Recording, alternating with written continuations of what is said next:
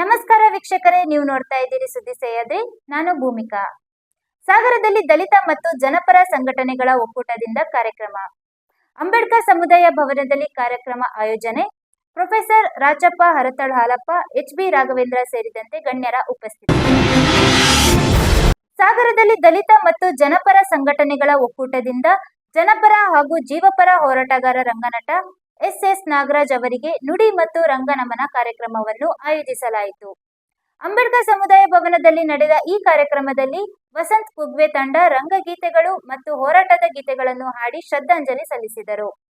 ನಾಗರಾಜ್ ಅವರ ಜೀವನ ಹೋರಾಟದ ಹಾದಿಗಳನ್ನು ಸ್ಮರಿಸಿ ಮಾತನಾಡಿದ ಗಣ್ಯರು ಅವರ ಕೊಡುಗೆಯನ್ನು ನೆನಪಿಸಿದರು. ಈ ಸಂದರ್ಭದಲ್ಲಿ ಪ್ರೊಫೆಸರ್ ರಾಚಪ್ಪ, ಮಾಜಿ ಸಚಿವ ಹರತಾಳ್ ಹಾಲಪ್ಪ, ಎಚ್.ಬಿ. ರಾಘವೇಂದ್ರ ಸೇರಿದಂತೆ ಅನೇಕರು ಉಪಸ್ಥಿತರಿದ್ದರು.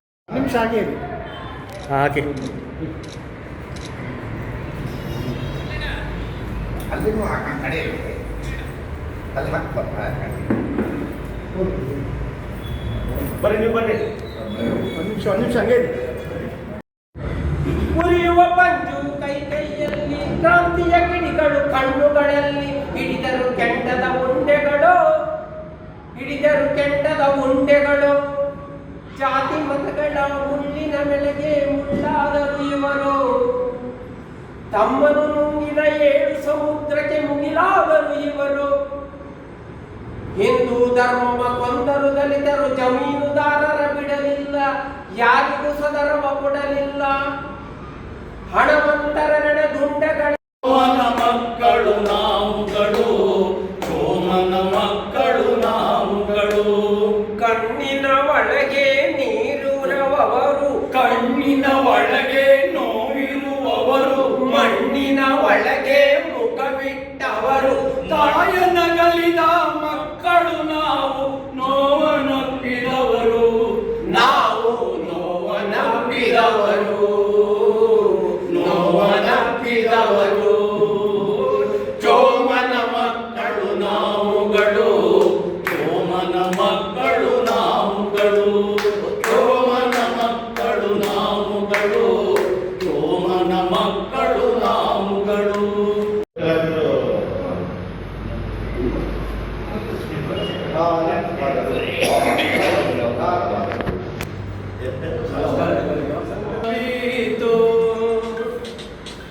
ಎನ್ನ ಮನಕೊಂದು ಮಾತ ಹೇಳದೆ ಓದೆ ಹಂಸ,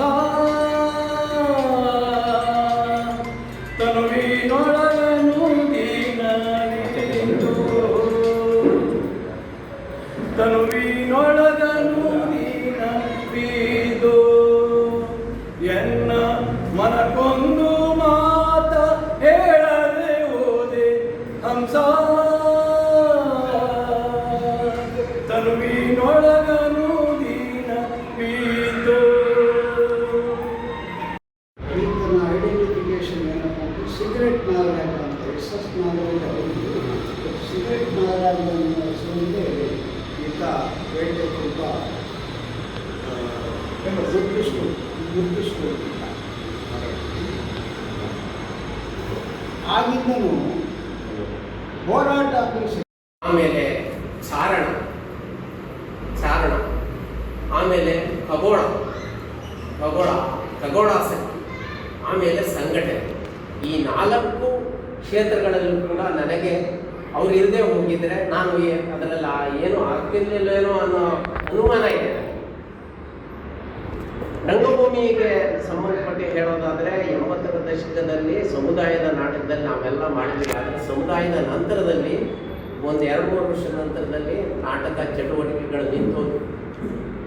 ಆಗ ನಾಗರಾಜಣ್ಣ ಗಾಂಧಿನಗರ ಯೋಜನಾ ಸಂಘದಲ್ಲಿ ನೀವು ಸಮುದಾಯದ ಜನರ ಜೊತೆಗೆ ಸೇರಿಕೊಂಡು ನಾಟಕ ಮಾಡಬೇಕು ಅಂತೇಳಿ ಅವರೂ ಪಾತ್ರ ಮಾಡಿ ಸಮುದಾಯದ ಪತ್ರೆ ಸಂಗಪ್ಪನ ಕೊಲೆ ಮತ್ತು ಬೆಳೆದವರು ಈ ನಾಟಕಗಳ ಪ್ರದರ್ಶನಗಳನ್ನು ಸಾಗರದಾದ್ಯಂತ ಅದರಂತೆಯಲ್ಲಿ, ಆಮೇಲೆ ಚಕ್ರ ನಾರಾಯಣ ಅಂತ ಭಾಳ ಎಲ್ಲರಿಗೂ ಐಡೆಂಟಿಫಿಕೇಶನ್ ಆಗಿದೆ. ನಾವು ದಲಿತ ಸಮಿತಿ ಪ್ರಾರಂಭ ಮಾಡಿದ ಇದು 79ರಲ್ಲಿ ಹೇಗೆ ನಮ್ಮ ದಲಿತ ಸಮಿತಿ ಹೇಗಿತ್ತು ಅಂದರೆ ಸ್ವಾತಂತ್ರ್ಯ ದಿನಾಚರಣೆ ದಿವಸನೇ ನಾವು ಕರಾಳ ದಿನಾಚರಣೆಗೆ ಕರೆ ಕೊಟ್ಟಿದ್ವಿ ರಾಜ್ಯಾದ್ಯಂತ. ಆ ಕರಾಳ ದಿನಾಚರಣೆಗೆ ನಾವೊಂದು ಕರಪತ್ರ ಹಾಕಿ ಎಲ್ಲ ಹಂಚ್ತಾ ಇದ್ವಿ. ಯಾರಿಗೆ ಬಂತು, ಎಲ್ಲಿಗೆ ಬಂತು, 47ರ ಸ್ವಾತಂತ್ರ್ಯ, ಟಾಟಾ ಬಿಲ್ಲರ ಜೇಬಿಗೆ ಬಂತು, ಮಂತ್ರಿ ಮಹೋದಯರ ಬಂಗ್ಲೆಗೆ ಬಂತು 47ರ ಸ್ವಾತಂತ್ರ್ಯ. ಅದಕ್ಕೆ ಒಂದು ಒಕ್ಕಣಿಕೆ ಹಾಕಿ ಎಲ್ಲವನ್ನು ಕೂಡ ಹಂಚ್ತಾ ಇದ್ವಿ. ನಾವೆಲ್ಲ ಒಂದಿಷ್ಟು ಜನ ಯುವಕರು ನಾವು ಕಾಂಪ್ಲೆಕ್ಸ್ ಮಾಡ್ಕೊಂಡು ಒಂದು ಕಡೆಯಿಂದ ಬರ್ತಾ ಇದ್ವಿ. ಹಾಗೆ ಇನ್ನೊಂದು ಬ್ಯಾಚ್ ನಾಗರಾಜಣ್ಣ ಮತ್ತು ಇನ್ನೊಂದಿಷ್ಟು ಜನ ಗಾಂಧಿನಗರದ ವರ್ಷ ಮಂಜು ಜೇಡಿ ಕುಣಿ ಇವರೆಲ್ಲ ಇತ್ತು. ಅವರು ಮೆರವಣಿಗೆ ಮಾಡ್ತಾ ಬಂದರು. ನಾವು ಇಲ್ಲಿ ಹಾಗೆ ನುಗ್ಗಿ ಇಲ್ಲಿ ಧ್ವಜಾರೋಹಣ. ರಾಹುಲ್ ತಿಮ್ಮಪ್ಪನವರು 78 ಇಸ್ವಿಲಿ ಚುನಾವಣೆ ಸೋತರು. ಆಗ ಈ ಶಾಂತ ಹೋಟೆಲ್ ಕಟ್ಟಿದ್ರು, ಓಪನ್ ಆಗಿರಲಿಲ್ಲ. ಅವಲೋಕನ ಸಭೆ ನಾನು SSLC. ಆಗ ಇವ್ರದ್ದೇ ಆದ ವೈಖರಿಗೆ ಅವರು ದಾಟಿಟ್ಟು ಮಾತಾಡಿದರು. ಟ್ಯಾಕ್ಸ್ ಹೋಗ್ತೀವಿ ಸೈದ್ಧಾಂತಿಕವಾಗಿ ನಮಗೆ ಭೇದ ಇರ್ತಕ್ಕಂಥ ಜನತಾ ಪಕ್ಷದಲ್ಲಿ ಸೋಲಿಸಿದ್ರು ಅಂತ ಹೇಳಿದರು. ಭಾಳ ಪರಿಣಾಮಕಾರಿಯಾಗಿ ಹೇಳಿದರು. ಅಂದರೆ ಇಲ್ಲಿದ್ದಾರೆ ನಾವೆಲ್ಲರೂ ಸೇರಿದ್ದೀವಿ. RSS ಸೋಲಿಸಿದ್ರು ಅಂತ ಹೇಗೆ ಅಂತ ಹೇಳಿ ನನಗೆ ಅವತ್ತು ಕೇಳಿದ್ದೆ. ಅದು ಪರಿಚಯ ಆಯಿತು, ನೋಡ್ತಿದ್ದೆ. ಈಗ ಪರಿಚಯ ಆಯಿತು. ಇನ್ನು ನವೀನ್ ಸಂಘರ್ಷ ಸಮಿತಿಯವರೆಲ್ಲ ಶುರು ಮಾಡಿದ್ರು. ನಾವು 3 ಡಿಗ್ರಿ ವಿದ್ಯಾರ್ಥಿಗಳು, ಫಸ್ಟ್ PUC, ಸೆಕೆಂಡ್ PUC. ಆಮೇಲೆ LV ಕಾಲೇಜಿಗೆ ಹೋಗಿ ಒಂದು ಘಟನೆ ನಡೀತು. ಅದೇ ದೊಡ್ಡ ಪರಿಣಾಮ ನನ್ನ ಮೇಲೆ ಒಂದು ಮಾತು. LV ಕಾಲೇಜಲ್ಲಿ ಈ ಕಾಲದಲ್ಲಿ ಆಗಿದೆಯೋ ಗೊತ್ತಿಲ್ಲ. ಆ ಕಾಲದಲ್ಲಿ ಏನಂದ್ರೆ ನೌಕರಿಗೆ ದುಡ್ಡು ತಗೊಂಡಿದ್ರು. ನಮ್ಮ ಪ್ರೊಫೆಸರ್ ಇಲ್ಲೇ ಇದ್ದಾರೆ, ಬಹುಶಃ ಅವರು ದುಡ್ಡು ಕೊಟ್ಟು ಸೇರಿ. ಈಗ ಆದರೂ ಒಂದು ಸಣ್ಣ ವ್ಯವಸ್ಥೆ ಶುರುವಾಗಿತ್ತಲ್ಲ, ಟೆಂಪರರಿ ಕೆಲಸ ಮಾಡೋದು ಅವ್ರನ್ನೇ ಕಂಟಿನ್ಯೂ ಮಾಡೋದು. 4 ವರ್ಷ ಆದ್ಮೇಲೆ ಕಂಟಿನ್ಯೂ ಮಾಡೋದು ಕಾಲ ಆದ. ಆದರೆ ಯಾರೋ ಕೆಲಸ ಮಾಡ್ತಿರ್ತಾರೆ 3-4 ವರ್ಷ, ಇಂಟರ್ವ್ಯೂ ಕಲ್ತ್ಬಿಡ್ತಾರೆ, ಪೋಸ್ಟ್ ಕರೀತಾರೆ, ಹೊರಗಡೆ ಬಂದು ಹಾಕಿಬಿಡ್ತಾರೆ. ಆಗ ಅವ್ರನ್ನ ಮಾತಾಡಿಕ್ಕಾದ್ರು, ನೋಡಪ್ಪ ಇಲ್ಲಿ ಇಷ್ಟು ವರ್ಷ ದುಡ್ದಿದ್ದಾರೆ, ನೋಡು ನಿಮ್ಗೆ ಬೇರೆ ಅವಕಾಶ ಇದೆ ಅಂತ ಹೇಳಿ ಕಳಿಸೋ ಅಂತೆ. ಅದು ಶುರುವಾಗಿದ್ದು ಅಷ್ಟೇ. ಆಮೇಲೆ ಹೀಗೆ ನಡೀತಾ ಇತ್ತು. ಆಗೇನಾಯಿತು, ಒಂದು ಕನ್ನಡ ಪ್ರೊಫೆಸರ್ಗೆ ಮೇಸ್ಟ್ ಟೀಚರ್ ಲೆಕ್ಚರರ್ಗೆ ಇಂಟರ್ವ್ಯೂ ಬಂದು ಶಿಕಾರಿಪುರದವ್ರು ಬಂದು SC ರಿಸರ್ವೇಷನ್ ಇತ್ತು.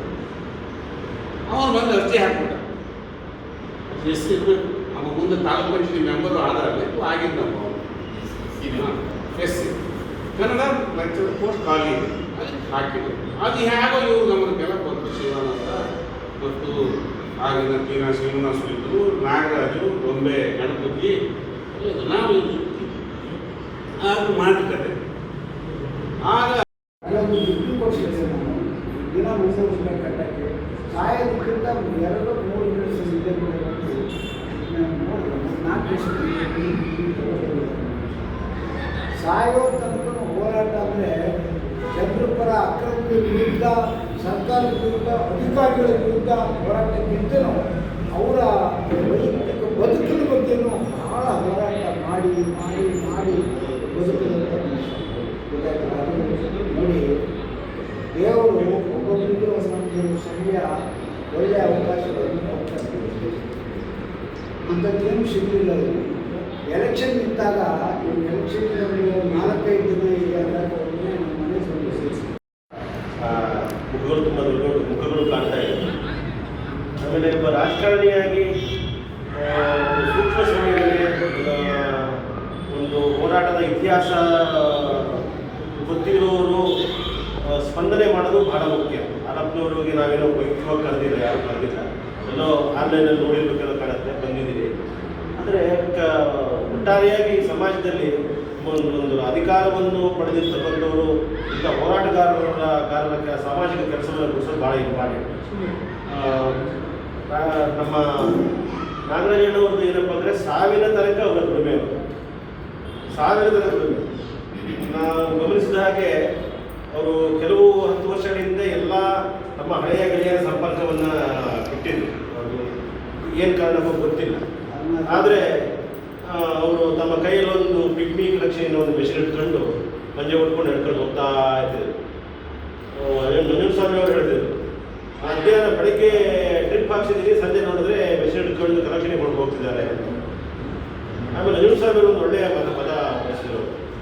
ಅವರು ಹಲವಾರು ಜನರ ಜೊತೆಗೆ ಮಾತಾಡೋದಂತೆ ಅವ್ರಿಗೆ ಮಾತಾಡಿದವರೆಲ್ಲರೂ ಕೂಡ ಹೇಳಿದ ಮಾತುಗಳು ಯಾವುದೂ ಕೂಡ ಬೋರ್ ತರಿಸ್ತಿರ್ಲಿಲ್ಲ. ಅಷ್ಟು ಅಂತ ಒಂದು ಅವರ ಒಟ್ಟು ಹೋರಾಟದ ಹಾದಿಯಲ್ಲಿ ಅವರು ಮಾಡಿದ ಕೆಲಸಗಳನ್ನು ಬೇರೆ ಬೇರೆ ಬೇರೆ ಬೇರೆ ಬೇರೆ ಬೇರೆ ಘಟನೆಗಳನ್ನು ವಿವರಿಸ್ತಾ ಇದ್ದಾರೆ.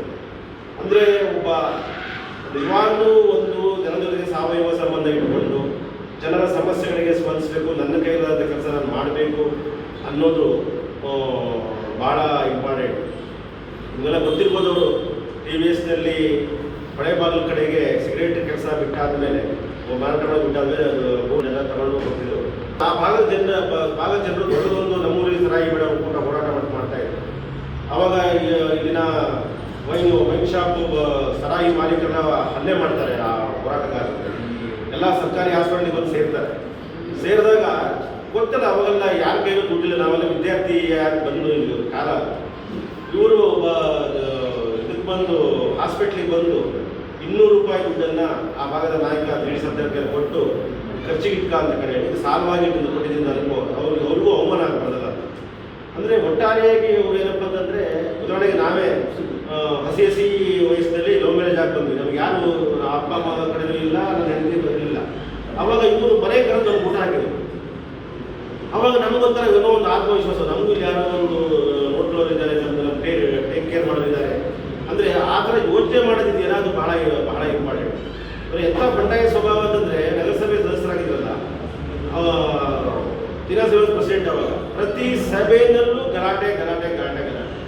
ಯಾವ ಮಟ್ಟದ ಗಲಾಟೆ ಅಂದರೆ, ಇವರು ಏಕಾಂಗಿಯಾಗಿ ತೀನಾ ಶ್ರೀನಿವಾಸ್ ಮಾಡುವ ತಪ್ಪುಗಳನ್ನು ಹಿಡಿದು ಬೆಕ್ಕು ಏನು ಹಿಡಿದಾಗಿ ಹಿಡಿದು ಕೂರಿಸಿ ಆ ಟೇಬಲ್ ಮೇಲೆ ಬುದ್ಧಿಯ ಪ್ರಶ್ನೆಯನ್ನು ಟಕ್ಕನ್ನು ಮುಂದಕ್ಕೆ.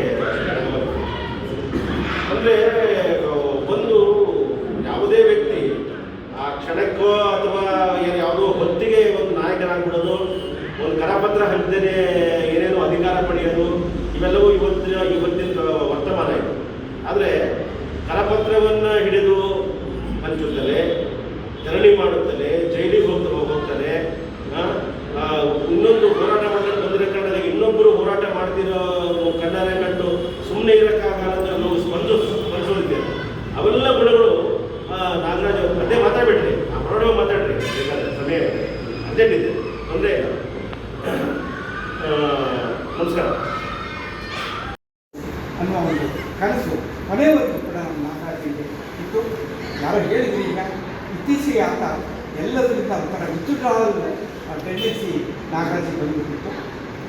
ಭಾಳ ವರ್ಷಗಳಿಂದ ಅದನ್ನ ಇನ್ನು ಕಡಿತ ಬಹುಶಃ ಜೀವನವೇ ಮುಖ್ಯ ಅಂತ ಆದಾಗ, ಬದುಕೇ ಮುಖ್ಯ ಅಂತ ಆದಾಗ ಅದು ಸ್ವಾಭಾವಿಕವಾಗಿ ಆ ರೀತಿ ಆಗ್ಬೋದು ಇಲ್ಲ.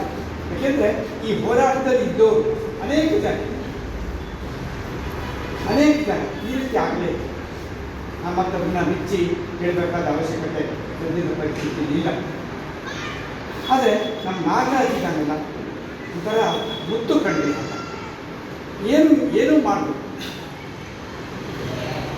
ಕೊನೆಗೆ ಹೊಟ್ಟೆಗಿಲ್ದೆ ಆ ಥರ ವಿರುದ್ಧ ಹೋರಾಟಕ್ಕೆ ಮುಂದೆ ನಡೆಯುವಂಥ ಸ್ವಭಾವ ಇತ್ತು.